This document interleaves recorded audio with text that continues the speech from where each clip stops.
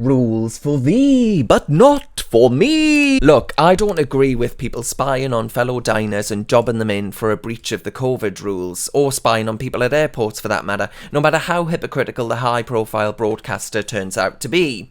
But it's wrong, and I think it's sad that what these rules have actually reduced our country to. I can't stand this sort of Stasi-like snitching and spying.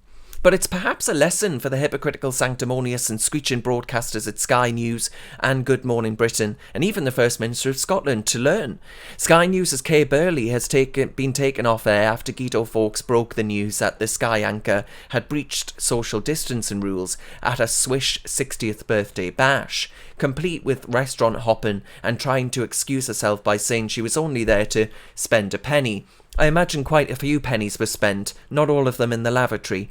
Then a few days ago, Guido Fawkes reported that despite the government advice that all people in Tier 3 should avoid travelling outside of their own tier, both internally and abroad, except for essential travel like work, meaning that the sanctimonious Piers Morgan, were he to have been following the rules he was so cruelly chastising his own viewers over, as well as government ministers and advisors, all year long, he wouldn't have gone on a nice slap-up holiday.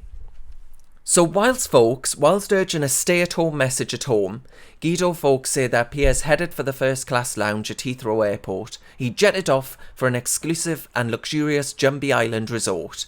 And when asked for comment, Piers Morgan has been uncharacteristically silent, just as he was over Christmas. He hasn't commented on the reports that he was on holiday at all. Uncharacteristically quiet for a man with a gob like a foghorn. This morning on Good Morning Britain, Piers Morgan was berating Government Minister Nadhim Zahawi, asking him why the government isn't ramping up testing for those arriving in the UK from abroad. Lord Sugar of The Apprentice quote tweeted and asked Morgan to confirm if he himself had been tested when he arrived back. And it's fair comment. Just how brazen is it for Morgan to think that it's alright to ask these questions when he himself has jetted off to Antigua without a care in the world for the rules he has been such a staunch advocate of? All year long, part of his lexicon has been harder and faster. All year long, harder and faster has been Morgan's creed. And as the media commentator and author Helen Dale has argued, rightly I think, if you can't follow the rules that you seek to impose on others, then you lose the right to advocate them for anyone else. And I think that's absolutely right. If there's anything that the British people hate more than aught else, it's a hypocrite. And I would just like to ask the pair how the public ought to respond now they know that it's one rule for Sky News and Good Morning Britain broadcasters and quite another for everybody else.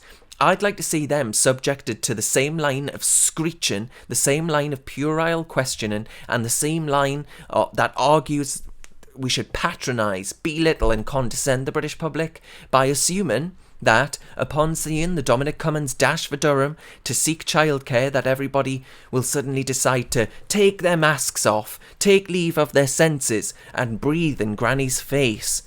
I mean, we can argue about the efficacy of the lockdown strategy and the rules themselves, but ultimately, Burley and Morgan, that have hounded their viewers, politicians and advisors about it being one rule for them and another for everybody else, you'd think after all of that, after hours and hours of broadcast material, of them screaming at people for breaching the rules, you'd think they'd be a little bit more careful to be seen to practice what they screech.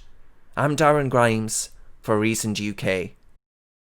Reasoned relies upon grassroots donations from people like yourself that want us to continue producing our high quality, free thinking content. So please do consider clicking the link and donating, no matter how big, no matter how small, because it really does ensure that we can keep on keeping on.